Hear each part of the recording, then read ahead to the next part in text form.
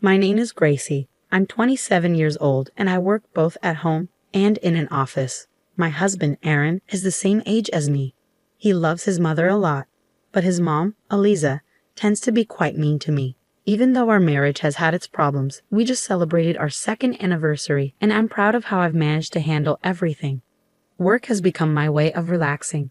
Because of this, I've been getting promoted frequently, which is rare for women. Right now, I'm on a business trip traveling around Europe for meetings. I'm currently in an important meeting. During the meeting, my phone, which was on silent, started vibrating. I thought it might be an emergency because I had 2 missed calls. When I checked my phone, I saw that the calls were from my mother-in-law, Eliza. What's going on? I thought, worried that something might be wrong. I quickly decided to call back. Just as I was about to leave my desk, Eliza called again.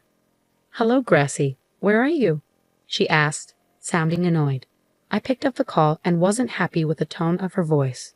Maybe I shouldn't have answered this, I muttered. "Hi, Eliza. How are you? Is there something urgent?" "Why aren't you answering me? I asked where you are," she said, sounding impatient. Even though her attitude annoyed me, I was in the middle of an important meeting and didn't want to argue. So I said softly, "Sorry, didn't Aaron tell you? I'm in a meeting on a business trip. Can I call you back when I'm done?" Of course, Aaron told me. "What are you doing, leaving your house and husband alone?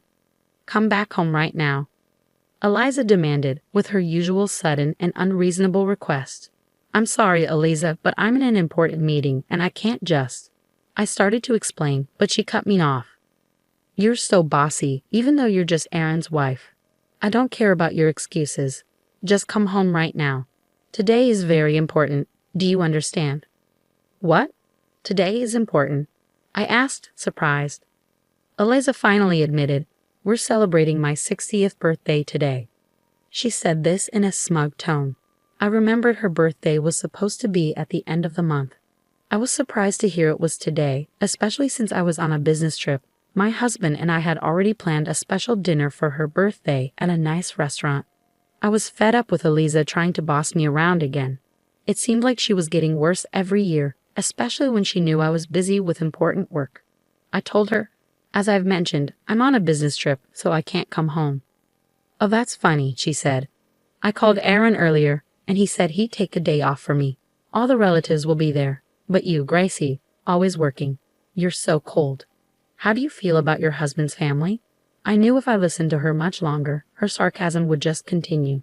Since I was still in a meeting, I couldn't stay on the phone with her, so I said, "I'm sorry, but no matter what you say, I can't make it to your 60th birthday celebration." Eliza's tone changed abruptly. She took a deep breath and said, "Fine then, I won't consider you family. Don't come back home. It's a divorce. Aaron deserves better." Her harsh words hit me hard. I was both angry and upset, but I didn't want to argue with her on the phone. I said, "All right, I'll talk to you when I get home.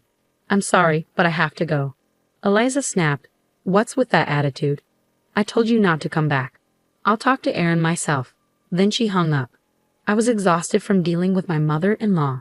I returned to the meeting with a deep sigh. After 2 days of meetings, I finally made it home. On the way back, I was so angry and frustrated with my mother-in-law that I barely remembered how I got home. When I opened the front door and called out, I heard my husband's tired voice say, "Welcome back." I took off my heels and went straight to the living room, leaving my luggage at the door. There, I saw a stack of cardboard boxes and my husband, Aaron, sweating as he taped them up. "What's with all the boxes?" I asked. Aaron told me the boxes were packed with my things. He explained that Eliza had indeed celebrated her 60th birthday on the day she called me, without me. She told everyone that I had neglected her birthday and was rude on the phone. Eliza even told the relatives she wanted me to be divorced and sent back to my parents' house because I wasn't good enough for her son. This sounded exactly like something my mother-in-law would do, so I asked Aaron, "And then what happened? Did your mother tell you to get a divorce and you agreed to it?" "No, I didn't exactly agree," Aaron said. "But she told me to pack up your stuff and I didn't have much choice." "What could I do?" He stopped taping up the boxes and spoke in a tired voice. "What do you mean? You didn't argue with your mother? Does that mean you're okay with the idea of getting a divorce?" Aaron explained that his father, Alex, had also told him, "If Eliza's upset, it'll be tough for you, so you better do what she says." So Aaron went along with the divorce. I couldn't believe he was accepting the divorce so easily. What is wrong with Aaron's family? His father is controlled by his mother, and Aaron blindly obeys her too. It felt like no one was on my side. When I was at a loss for words, Aaron said, "What my mother says is final. It's only until she calms down and things settle. This divorce isn't real. I'll come for you when things are better." He looked at me with pleading eyes. I wish he would show that kind of pleading to his own mother. How could a grown man like Aaron be so afraid of his mom? I thought, there's no saving this. I almost felt ashamed, questioning what I ever saw in him. But then I realized maybe this was an opportunity. Staying with Aaron would only mean more torment from Eliza, always pushing me toward a divorce. Maybe it was actually lucky to get a divorce from him without much hassle. I could support myself just fine. Even if I lived alone, I wouldn't lack for anything.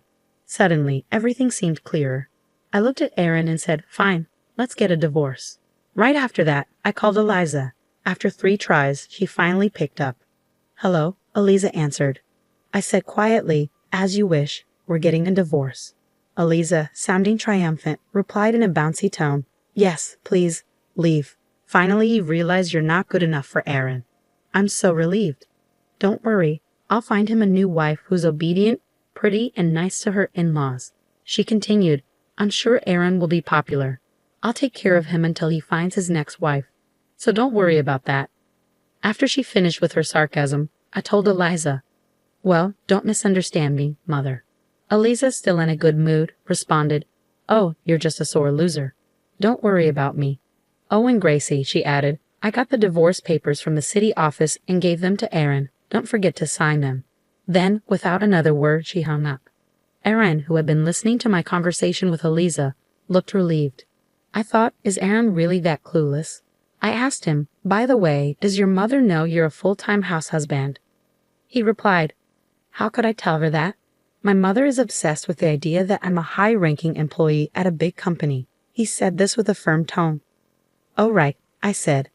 "Now that I think about it, you've never been honest with Eliza. You always wear a worn-out sweatshirt at home, but you change into a suit whenever you go out to see her. You also pretend not to be home when she calls, making her think you're at work." Eliza had boasted at her 60th birthday party that Aaron was such a devoted son he took time off just to attend her celebration.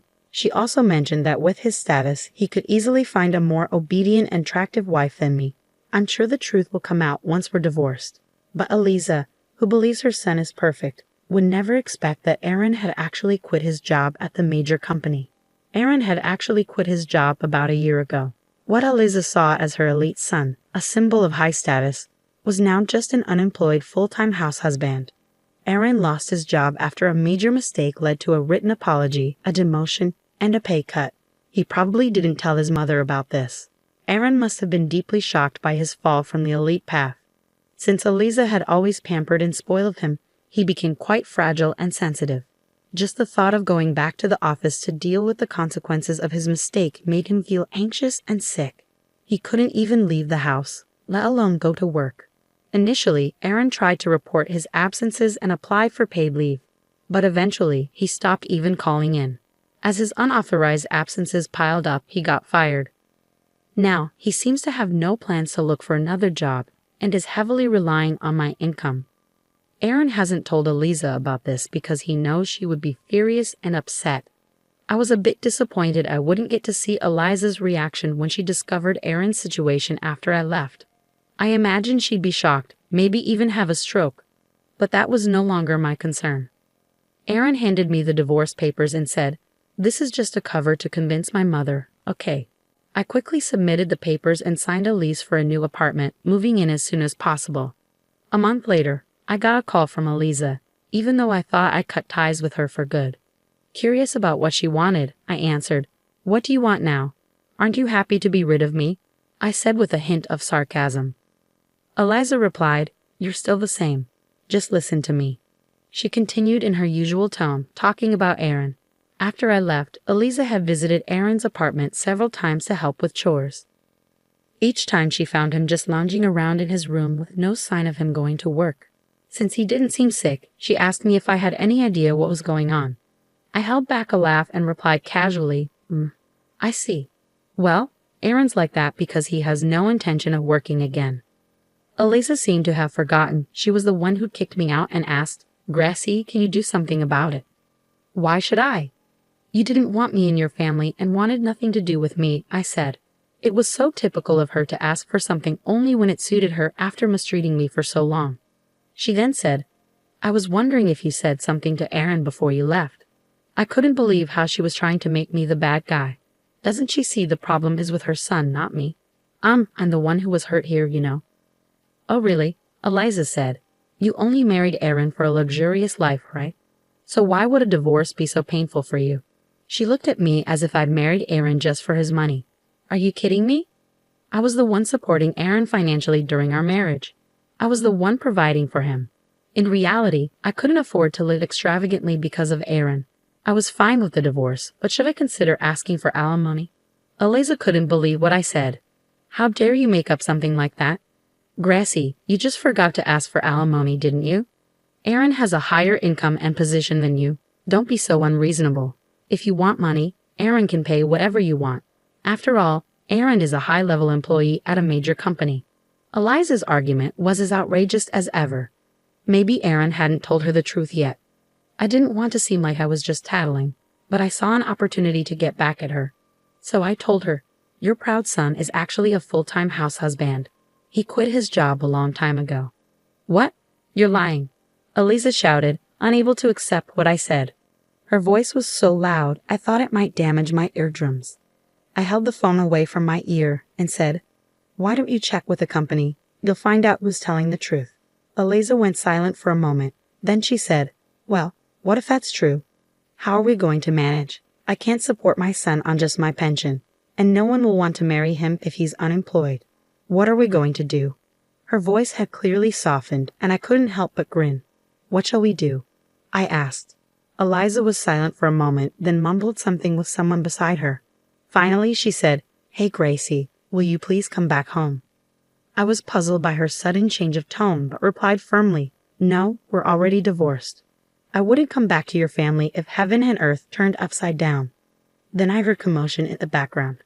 Someone was shouting. It sounded like Aaron. "I told you I'd come for you when things settled down." Aaron's voice rang out. Eliza responded, "Yes, yes. You could remarry my son if you wanted." "What are you talking about?" I asked. "No way. I wouldn't do it for the world. Don't joke about this. Thanks, but seriously, no." I made it clear to Eliza that I wasn't interested in getting involved with her son or dealing with any more toxic relationships. I wanted nothing to do with someone who adored his mother too much. "I did what you asked me to do, so please stop changing your mind," I said. Eliza replied, "But there's a bit of verbal sparring here. It's not like you should take my words so seriously. You've been talking back to me with a nonchalant attitude, haven't you? I didn't think you'd actually go through with divorcing my son." It seemed she hadn't expected me to reject her offer so firmly. In response to Eliza's bitter excuses, I said, "Well, I was just putting up with it. Besides, Aaron packed up my things and kicked me out without consulting me." I let out my frustration, listing everything she had done to me. "You see, that was just a prank," she said. "A prank? It's worse than that," I said, feeling completely fed up. There was nothing more to say. I glanced at my watch. It was nearly 1 o'clock. My lunch break had been wasted on this pointless conversation. "Ah, Eliza, are you done now?" I asked. "What, Gracie? What did you say?" She replied, her voice still annoyingly sweet. Did Eliza really think a sweet voice would get her a good answer? Knowing I wouldn't meet her expectations, I said, "I'm going to hang up now. I have another meeting in a few minutes and need to review some documents." As I started to disconnect the call, Eliza kept insisting, Wait, Gracie. Hey, Gracie, say something." I could hear her shouting, and she also scolded Aaron, saying, "You didn't handle this right, and look what happened." It was clear that Eliza blames everyone else for her problems. I was so fed up with her that I ended the call and blocked her number. Afterward, Aaron tried to contact me constantly. Seizing the opportunity, I asked my lawyer to pursue alimony. Aaron's family, probably nervous about legal action, quickly paid the alimony in a lump sum. It seemed my ex-parents-in-law advanced the money. Because of this, Alex and Eliza were constantly irritated with Aaron, telling him daily to find a job and work, which Aaron was fed up with. The former Elites had fallen far from their previous status.